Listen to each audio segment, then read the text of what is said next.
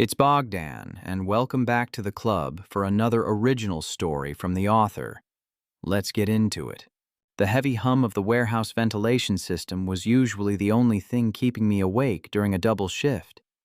I was the floor manager, pulling 70-hour weeks on concrete floors, completely running myself into the ground.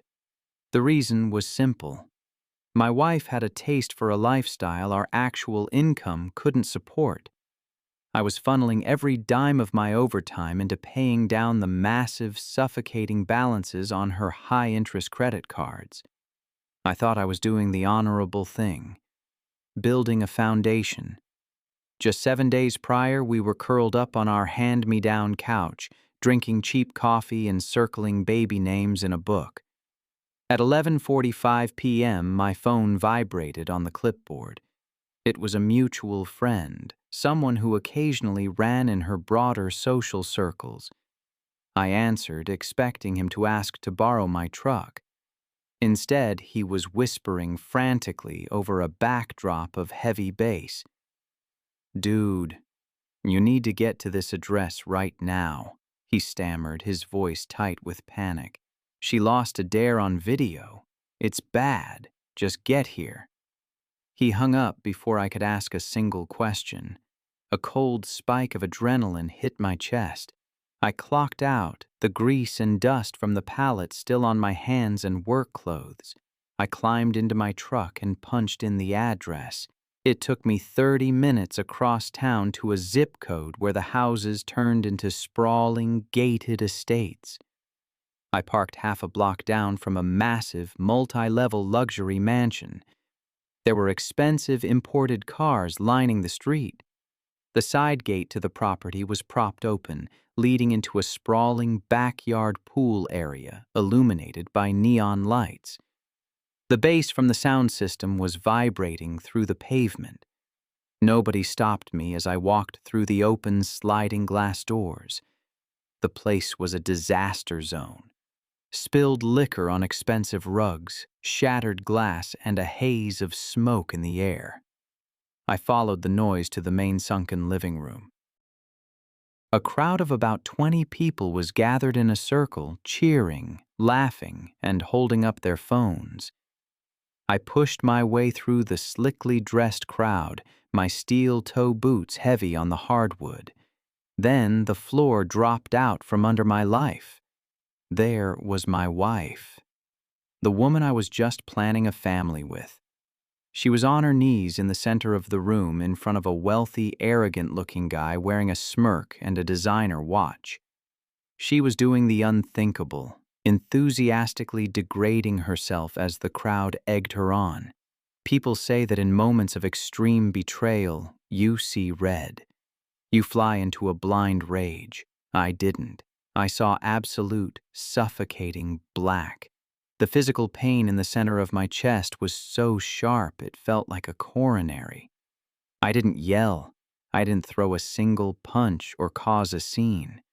I just stood there, a blue-collar guy in stained work clothes, watching my marriage evaporate in real time. Eventually, she shifted her weight, glanced up, and saw me through the crowd. The color instantly drained from her flushed face. The fake, party girl smile died on her lips. Our eyes met. I didn't show her an ounce of anger, just dead, empty eyes. I had nothing to say to her. I turned my back, walked out the exact same way I came in, and got back into my truck. I never wanted to look at her face again. The drive home was a blur of streetlights and white noise. I didn't turn on the radio. I just gripped the steering wheel of my truck until my knuckles turned white. The image of her in that sunken living room burning a permanent hole in my brain. By the time I pulled into my driveway, the crushing, suffocating sadness had completely burned away. In its place was something else entirely. Absolute, sub-zero clarity. I wasn't going to play the heartbroken, forgiving husband. The man who loved her had died in that mansion. I was completely dead inside, and it was time to clean house. I walked through the front door of the home I had purchased 2 years before I even met her. The deed and the mortgage were entirely in my name. I grabbed a roll of heavy-duty black contractor bags from the utility closet and walked straight into the master bedroom. I didn't fold anything. I didn't hesitate or reminisce over the dresses I had bought her or the expensive perfumes sitting on her vanity. I swept it all into the trash bags. Designer shoes, makeup, winter coats, electronics. It took me less than 45 minutes to erase her physical presence from the house. I dragged all 12 heavy bags out to the detached garage and stacked them unceremoniously next to my workbench. Back inside, I washed the warehouse grease off my hands, made a pot of black coffee, sat down at my kitchen island with my laptop, and went to work. First, the finances. I logged into our joint checking account. I knew that because she was still legally my wife, I had to be careful not to trigger any immediate liabilities in a future divorce proceeding. I couldn't just take everything, so I calculated exactly 50% of the total liquid balance, a wildly generous number considering 90% of those funds came directly from my overtime paychecks, and transferred it to an individual account at a completely different bank that she had no access to. Next came the financial bleed. For the last 2 years, my direct deposits had been acting as a life support system for her terrible decisions. I went into my bank's bill pay dashboard. Click. I canceled the automatic payments for her 3 maxed-out high-interest credit cards. Click. I canceled the auto draft for her luxury SUV lease, a car she insisted on having to keep up appearances with her friends. Click. I removed myself as an authorized user from any of her revolving debt. I had zero legal obligation to pay for accounts solely in her name. Let the late fees, collection calls, and dinged credit scores fall exactly where they belonged. The gravy train had officially derailed. Finally, I dealt with the perimeter. Not by changing the locks. That would be an illegal self-help eviction, and I wasn't going to give her a single legal advantage. Instead, I left the front door completely unlocked. I poured myself another cup of coffee, sat in the dark living room, and waited for the inevitable. My money was safe, her belongings were packed, and the trap was set. At 4:15 a.m., the headlights of an Uber swept across the front window blinds. I watched from the darkness of the living room as she stumbled up the walkway. She was still wearing the same ruined cocktail dress, her heels dangling from one hand. She probably expected me to be asleep, exhausted from the warehouse, oblivious to the fact that she had just detonated our marriage. Before she could even reach the front door handle, I walked through the kitchen, stepped into the attached garage, and hit the heavy button on the wall. The electric motor hummed, and the main garage door slowly rolled up, flooding the driveway with harsh, fluorescent overhead light.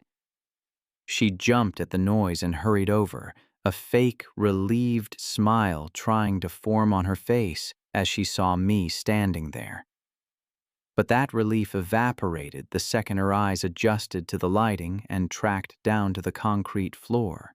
There, lined up in a neat, undeniable row against my workbench, were 12 heavy-duty black contractor bags containing her entire life. The reality of the situation crashed into her all at once. The alcohol seemed to instantly leave her system. The panic set in. She dropped her heels, her hands flying to her face as the tears immediately started flowing. "Baby, please," she sobbed, stepping toward me, her voice trembling with a practiced desperation. "Please, just let me explain. I know you were there, but it wasn't what it looked like. I was drunk. They pressured me. It meant nothing." I held up a single hand, stopping her dead in her tracks. I didn't raise my voice. I didn't argue. I didn't ask her why or how long this had been going on or who that guy was. Those questions were for a husband who still cared. I reached into my work jacket, pulled out my phone, and tapped the screen. My buddy had sent me the video he recorded right before he called me.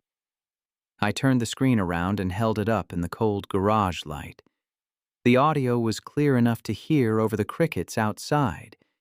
It showed her, on her knees, an active and willing participant, playing to the cheering crowd. She went dead silent. The lie she was trying to spin choked in her throat. She stared at the screen, her face turning pale as she realized there was no manipulating her way out of this. There was no gaslighting a high-definition recording. I locked the phone screen and slipped it back into my pocket. I looked at her, feeling absolutely nothing, just looking at a stranger who used to sleep in my bed. "We are done," I said, my voice completely flat. "Take your trash and leave." Before she could utter another syllable or try to step past the threshold, I cut her off. "I have already forwarded this video to my lawyer," I said, my voice completely flat. "If you walk through that door, I am calling the police for a domestic disturbance. Take your trash, get back in that Uber, and don't ever come back." She froze. The humiliation finally broke her. She grabbed two of the bags, sobbing hysterically, and dragged them toward the driveway. I hit the wall button, turning my back as the heavy garage door slowly rolled down, shutting her out of my life for good. By Monday morning, my house was dead quiet. I drank my coffee, put on my work boots, and went to the warehouse. I didn't miss a single shift. Work was the anvil I used to hammer out my anger. But when I clocked out, my evenings were no longer spent managing her crises. They were spent managing my response. My wife was out of the house, but the equation wasn't balanced. I still had the other variable to deal with. The guy with the smirk and the designer watch. The man who thought he was untouchable. I didn't need to hire a private investigator or do anything illegal to figure out who he was. I had the address of the mansion where it all happened. Anyone who owns property knows that real estate data is completely public. I booted up my laptop, pulled up the county tax assessor's website, and plugged in the address. The property wasn't owned by him. It was owned by a corporate LLC out of Delaware. Next, I went to Zillow and searched the address. The house was an active, multi-million-dollar listing. Right there on the screen, listed as the primary showing agent, was a high-resolution professional headshot of the exact same guy from the video. He was a luxury real estate broker for a high-end boutique agency in the city. The puzzle pieces clicked together instantly. He wasn't a wealthy homeowner throwing Gatsby parties. He was an arrogant employee abusing his access. He was using his wealthy clients' vacant, staged mega mansions as his personal playgrounds to host illicit, degenerate parties. Revenge is sloppy. Justice is methodical. I wasn't going to wait outside his office with a baseball bat and end up in a jail cell while he played the victim. I was going to dismantle his livelihood. I opened the video my buddy had sent me. It was a gold mine of catastrophic liability. In the background of the footage, behind my wife and the broker, you could clearly see people doing hard drugs on the imported marble kitchen island. You could see spilled red wine on the custom white staging furniture. But most importantly, you could clearly see his face, laughing and completely complicit in a home where he had a fiduciary and legal duty to protect his client's asset. I created a burner, encrypted email account. Then I spent an hour gathering contact information. I found the emails for the principal owner of the brokerage he worked for. I dug through state business registries, found the registered agent for the Delaware LLC that owned the home, and tracked down the actual wealthy investor. Finally, I pulled the direct email for the state's Real Estate Commission and Licensing Board. I drafted a single, sterile email. I didn't use profanity. I didn't sound like a jilted husband. I sounded like a concerned citizen reporting a massive liability. Subject: severe fiduciary breach, property damage, and illicit activity. At address: to all concerned parties, the attached video was taken on Friday night inside the active listing at address. Your listing agent, his name, is utilizing client properties to host unauthorized illicit gatherings involving narcotics and severe property liability. As a neighbor who appreciates the security of our community, I believe the property owner, the representing brokerage, and the state licensing board need to be aware of this gross negligence immediately. I attached the unedited, high-definition video file. I double-checked the recipients. Click Send. I closed the laptop, made myself dinner, and went to sleep like a rock. The fallout was spectacular, completely silent on my end, and absolutely devastating on theirs. By Wednesday afternoon, the arrogant guy with the designer watch was radioactive. The wealthy homeowner, an investor who didn't take kindly to his multi-million-dollar asset being used as a drug den, bypassed a simple complaint and went straight to the police. He pressed felony trespassing and vandalism charges. The boutique real estate brokerage, terrified of a massive lawsuit and the PR nightmare, fired him immediately and publicly distanced themselves. To put the final nail in the coffin, the state licensing board opened an emergency ethics investigation, effectively suspending his broker's license indefinitely. His career in luxury real estate was vaporized overnight. As for my soon-to-be ex-wife, the reality of her new life hit with the force of a freight train. Without my overtime paycheck shielding her from her own financial incompetence, the dominoes fell fast. Within 3 weeks, the luxury SUV she leased to keep up appearances was repossessed from her friend's driveway in the middle of the night. Her maxed-out credit cards went into default, the collection calls became relentless, and her credit score tanked. With no car, no access to my income, and her reputation in our social circle completely destroyed by the rumors of why we split, she had no choice but to move back into her childhood bedroom at her parents' house. She was drowning in the debt I had finally stopped paying. I never answered her texts. I never took her calls. I routed everything through a ruthless divorce attorney because the house was a premarital asset in my name and I had kept my 401k completely separate. My retirement was untouchable. Even better, my lawyer proved that her massive credit card debts were used exclusively to fund her illicit parties and infidelity. Under the legal clause of marital waste, the judge assigned 100% of that debt solely to her. She walked away with nothing but the clothes in those black contractor bags and a financial crater she would never climb out of. I kept going to work. I kept pulling my shifts at the warehouse. The pain in my chest eventually faded, replaced by the quiet, heavy satisfaction of a man who protected his territory. I am healing. My bank accounts are growing, and I realize now that the trash simply took itself out. Let me ask you this first. If you walked into that mansion, would you have the discipline to walk away in total silence, or would the anger take over? Let me know in the comments. As for my verdict, betrayal is rarely a tragedy. It's a necessary gift that permanently removes fake people from your life. When you give a woman unchecked freedom and her first instinct is to act like an entitled queen with zero boundaries, that is your final alarm bell ringing. Protect your peace, protect your assets, and I'll catch you in the next story.